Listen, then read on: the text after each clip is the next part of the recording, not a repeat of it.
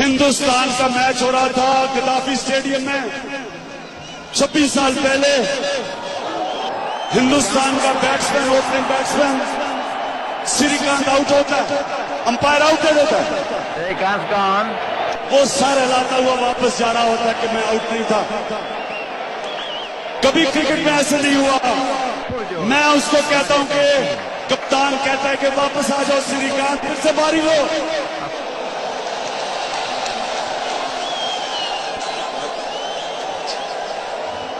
मैं श्रीकांत को वापस बुलाता हूं कि तुम कहते हो आउट, तो फिर से बारी लो।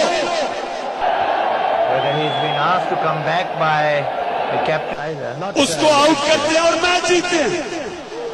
आज मैं पख्तूनख्वा में जो भी कहता है कि इलेक्शन में धांधली हुई, मैं कहता हूं वापस आ जाओ, फिर से मैच खेलो। जमाता फिर बड़ा पिट